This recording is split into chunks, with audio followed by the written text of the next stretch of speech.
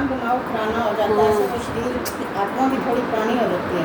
तो फिर वो साढ़े 12 कहते साल कि आत्मा जब 14 कला जो राम जी हैं, आपने वैसे भी सुना हुआ है ना हमने कि श्री कृष्ण 16 कला संपूर्ण थे और राम जी 14 कला थे, यानी कि त्रेता में आके 2 कला कम हो जाती है, पर फिर भी सुख समृद्धि पूरी होती है। जैसे राम राज्य होता है वैसे ही प्रजा भी वैसी ही होती है, कोई दुख नहीं होता, कोई वहाँ पे रावण नहीं होता।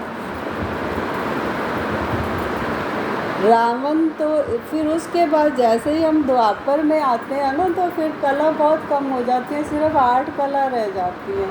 फिर उस टाइम इंसान क्योंकि शरीर पे ज़्यादा ध्यान हो जाता है उसका, और आत्मा को धीरे धीरे वो भूलता जाता है, और फिर उसको ज़रूरत पड़ती है कि भी कौन है ये क्रिएटर, कौन है, मतलब परमात्मा कौन है, वो कैसा है।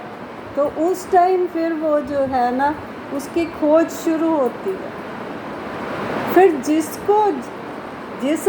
पिछला जो याद था, जैसे श्री कृष्ण जो थे बहुत सुंदर थे, इस तरह से उनको याद था, उन्होंने श्री कृष्ण की मूर्ति बनाई, किसी ने शिवलिंग बनाया। सबसे पहले कहते हैं शिव की पूजा हुई, शिवलिंग की पूजा हुई, सबसे पहले शिवलिंग की पूजा हुई। कहते हैं कि सोमनाथ का टेम्पल जो है वे प्रूफ है हमारे पास कि वहाँ पे सतयुग में कितना ज़्यादा धन था।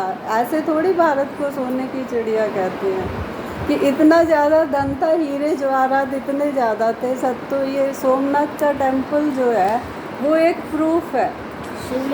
हाँ, तो वहाँ पे हमने पढ़ा हुआ है हिस्ट्री में भी कितनी बार अटैक हुआ, और वहाँ से ये लूट भर के लेके गए वहाँ से। तो इमेजिन करो कि ये भारत ही था ना। सतयुग त्रेता इसी धरती पे था, कोई ऊपर नहीं होता। सतयुग त्रेता ये सारे मनुष्य यही थे। वही जब मतलब भक्ति शुरू हो जाती है, उसके बाद जो उन्होंने देखे होते हैं सतयुग में जो भी इंसान थे वो उनको देवी देवता के रूप में पूजना शुरू कर देते हैं सबको।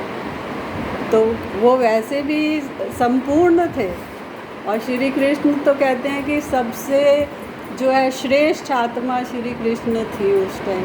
फिर धीरे धीरे कहते हैं कि पैगंबर आए, जैसे कि मुस्लिम्स का जो है मोहम्मद है शायद, वो आए, फिर उन्होंने अपने धर्म की स्थापना की। फिर उसके बाद क्राइस्ट आए, क्राइस्ट के बाद इस तरह से गुरु नानक, बुद्ध, इस तरह से आए, और उन्होंने तो वो उन्होंने अपने अपने उस समय के अनुसार जो है उन्होंने अपने अपने धर्म की स्थापना करी है। तो अब कलयुग का एंड ही है। इतना ज़्यादा वो परमात्मा कहता है कि जब अति हो जाएगी, मतलब अति ग्लानि होगी, तो मैं इस धरती पे आऊँगा। तो वो आया भी है, ऐसा नहीं कि वो नहीं आया, वो आया भी है, उसको पहचान कोई कोई पाया है। वो